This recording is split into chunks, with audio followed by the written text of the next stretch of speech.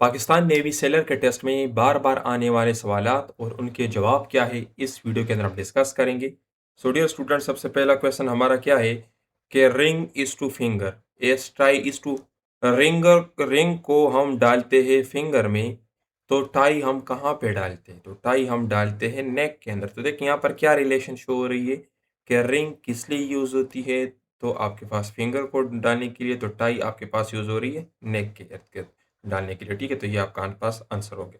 अच्छा, इसमें future MCQs point क्या है और आपसे कौन से पॉइंट्स पूछे जा सकते हैं? तो देखिए, फुट जो है तो ये शूज़ में डालने के लिए होते हैं, और वॉच जो है तो ये रेस्ट में डालने के लिए होती है। ठीक है। अच्छा, यहाँ पर देखिए बेल्ट जो है तो ये वेस्ट में डालने के लिए होती है, वेस्ट के इर्द गिर्द। तो नेकलेस जो है तो ये नेक के इर्द गिर्द डालने के लिए होती है। अगर हम ग्लव्स को देखें, दस्ताने, तो ये हाथ में पहनने के लिए होते हैं, और यहाँ पर जुराबे जो है तो ये पाँव में पहनने के लिए होते हैं।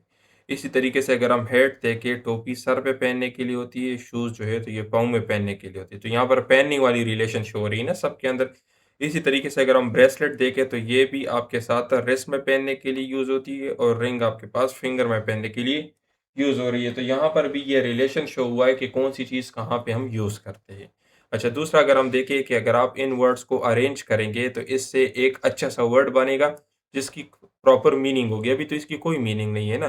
तो इसको अगर हम अरेंज कर ले, तो इससे हमारे पास वर्ड क्या बनेगा? तो इसको अगर हम अरेंज करें तो हमारे पास वर्ड क्या बनेगा? फ्लॉप। और फ्लॉप किसे कहते हैं? जो फेल हो जाए, जो नाकाम हो जाए। ठीक है, तो इसको अरेंज करने से हमारे पास फ्लॉप बनेगा। अच्छा, नेक्स्ट क्या है? ये आप अगर इसको अरेंज कर देते हो तो इससे आपके पास कराची बनेगा। ये क्वेश्चन भी पूछा गया है। और काफिस्तान को अगर आप अरेंज कर देते हो तो आपके पास वर्ड बनेगा पाकिस्तान का। तो डियर स्टूडेंट, अगर आप इस तरह से वर्बल, नॉन वर्बल, एकेडमिक और पास पेपर्स कंप्लीट तैयारी या नोट्स बैक करना चाहते हैं, ये हमारा नंबर है। इस पर रब्ता करके आप अपने टेस्ट को 100% गारंटी के साथ क्लियर कर सकते हैं। पाकिस्तान में हमसे अच्छी तैयारी आपको कोई नहीं करवा सकता। जो भी आपको कहे कि हम तैयारी करवा सकते हैं, आप हमारी ये डेमो वीडियोस देख लो और उनके देख लो, आपको अंदाजा हो जाएगा। अच्छा, यहाँ पर दूसरा क्वेश्चन क्या पूछा गया है कि speed of light in vacuum. Vacuum में लाइट की स्पीड कितनी है? तो इसकी फिक्स वैल्यू है 3 मल्टीप्लाई बाय 10⁻8 मीटर पर सेकंड। ये आप लोगों ने याद रखनी है। और कौन से पॉइंट्स आपसे पूछे जा सकते हैं? तो सनलाइट को, सूरज की रोशनी को ज़मीन तक पहुंचने में कितना टाइम लगता है? तो 8 मिनट और 20 सेकंड। ये क्वेश्चन भी लास्ट टाइम पूछा गया है। और क्या है कि लाइट सबसे ट्रेवल किस चीज़ में फास्ट ट्रेवल करता है? तो आपके पास आंसर है वैक्यूम। लाइट की स्पीड वैक्यूम में सबसे ज़्यादा होगी। ठीक है, वैक्यूम कौन सी चीज़ होती है? जहाँ पर हवा ना हो। स्पीड ऑफ साउंड कितनी है एयर में? तो 343 मीटर पर सेकंड। ये एमसीक्यू काफ़ी मरतबा इनिशियल टेस्ट में पूछा गया है कि साउंड की रफ्तार हवा में कितनी है? तो 343 मीटर पर सेकंड। वन लाइट ईयर किसके बराबर है? 9.46 multiply by 10⁻12 metre. Last time question ये पूछा गया था कि light year is the unit of, light year किस चीज की यूनिट है? तो लाइट ईयर फासले की यानी डिस्टेंस की यूनिट है। तो आपसे क्वेश्चन इस तरीके से पूछा जा सकता है कि light year is the unit of, तो आपका आंसर होगा डिस्टेंस। अगर आपसे पूछा जाए कि one light year is equal to, तो आपका आंसर होगा 9.46 मल्टीप्लाई बाय 10⁻12 किलोमीटर। ठीक है, ये आपका आंसर होगा। इसी तरीके से अगर आपसे पूछा जाए कि द स्पीड ऑफ लाइट क्या है, तो स्पीड ऑफ लाइट ये आपके पास कांस्टेंट है। ठीक है, ये चेंज नहीं होती। It is independent of medium. चाहे जो भी मीडियम हो, ये आपके पास हो सेम रहेगी। ठीक है। अच्छा, आपसे नेक्स्ट का क्वेश्चन पूछा गया है कि आपने x की वैल्यू मालूम करनी है, और ये आपके पास इक्वेशन है। तो देखिए 2x plus 5 is equal to 11। मैं 5 को इस साइड पे कर दूंगा तो मेरे पास हो जाएगा 2x इज इक्वल टू 11, और ये -5 हो जाएगा। 11 से अगर मैं 5 को माइनस करूँ तो मेरे पास आ जाएगा 6, तो 2x इज इक्वल टू 6। अच्छा, मैं दोनों साइड को 2 के ऊपर डिवाइड कर लेता हूँ, तो 2 2 के साथ कैंसिल हो जाएगा, और यहाँ पर आ जाएगा 3। तो x की वैल्यू मेरे पास क्या हो जाएगी? 3। तो यहाँ पर ऑप्शन के अंदर मेरे पास x की वैल्यू क्या होगी? 3। अच्छा, नेक्स्ट आपके पास क्वेश्चन क्या है कि आपके पास एस्ट्रोनॉट की जो करेक्ट स्पेलिंग है वो इसमें से कौन सी है? ये 3 आपको दिए गए हैं। ठीक है, करेक्ट स्पेलिंग आपकी इनिशियल टेस्ट में पूछे जाते हैं। हमने अपने नोट्स के अंदर मोस्ट रिपीटेड वर्ड्स जिसकी करेक्ट स्पेलिंग आपसे टेस्ट के अंदर पूछी जाएंगी वो हमने बताए हुए हैं। अगर आप बाय करना चाहते हैं, ये हमारा कॉन्टैक्ट नंबर है। तो इसमें आपने बताना है कि करेक्ट स्पेलिंग क्या है। तो देखिए ये आपको नजर आ रहा है ऑप्शन नंबर सी, एस्ट्रोनॉट। ये आप याद कर ले, ये एस्ट्रोनॉट काफी इंपॉर्टेंट है।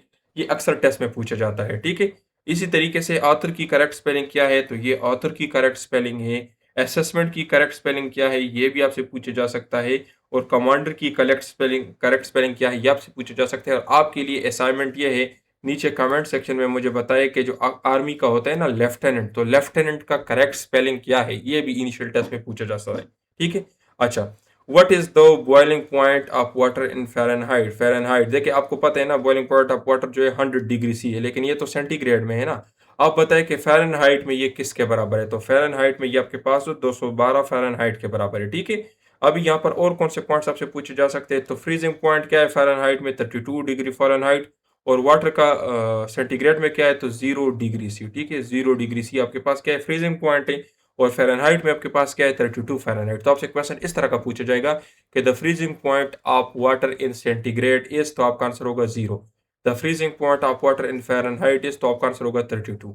नॉर्मल बॉडी टेम्परेचर फ़ारेनहाइट में कितना है? तो ये है 98.6 फ़ारेनहाइट। और अगर सेंटीग्रेड में पूछा जाए तो 37 डिग्री सी। ठीक है। अच्छा, boiling point of water kelvin scale में कितना है? तो ये है 373। ठीक है, 373 केल्विन। और फ्रीजिंग पॉइंट कितना है? तो 273 केल्विन। अगर आपसे पूछा जाए कि एब्सोल्यूट जीरो क्या है, तो ये -273 के बराबर है। और ये क्वेश्चन काफ़ी मरतबा पूछा गया है एमसीक्यू में। एब्सोल्यूट जीरो की वैल्यू आपको याद रखनी है, -273 डिग्री सी। एब्सोल्यूट जीरो का क्या मतलब है? ये इस तरह का टेम्परेचर होता है जिसमें वाटर तीनों फॉर्म के अंदर होता है, सॉलिड भी, लिक्विड भी और गैस भी। ठीक है।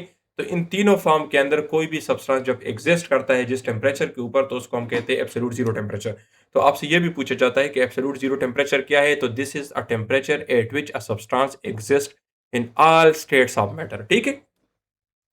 सो डियर स्टूडेंट्स, अगर आप अपने टेस्ट को गारंटी के साथ क्लियर करना चाहते हो और आप चाहते हो कि इस तरह से हम आपको तैयारी करवाएं, आपको पढ़ाएं, तो आप हमारे कोर्स को ज्वाइन कर सकते हैं। इसके अंदर हम आपको वर्बल भी पढ़ाएंगे, नॉन वर्बल भी पढ़ाएंगे, इसके ट्रिक्स भी आपको देंगे, कंप्लीट एकेडमिक की भी तैयारी होगी और सेलेक्टेड नोट्स भी देंगे। ये नोट्स आपके सेंटर के मुताबिक होंगे, जो सेंटर आप टेस्ट देना है उसी सेंटर के नोट्स देंगे। टीचर सपोर्ट भी मिलेगा। अगर नोट्स में किसी चीज़ की समझ ना आए, आप हमारे टीचर से पूछ सकते हो, आपको गाइड भी करेगा। इन नोट्स की जो फीस है 3000 है। और अगर आप हमारी ऑनलाइन क्लासेस को ज्वाइन करना चाहते हो तो 6500 है। इसके अंदर क्लासेस भी होंगी और इसमें सिर्फ नोट्स होंगे। और ये हमारा कॉन्टैक्ट नंबर है, अगर आपके ज़हन में कोई भी सवाल हो तो आप पूछ सकते हैं। और बाकी कोर्सेज को बाय करने के लिए ये हमारा कॉन्टैक्ट नंबर है। अपना बहुत ख्याल रखिए। बस।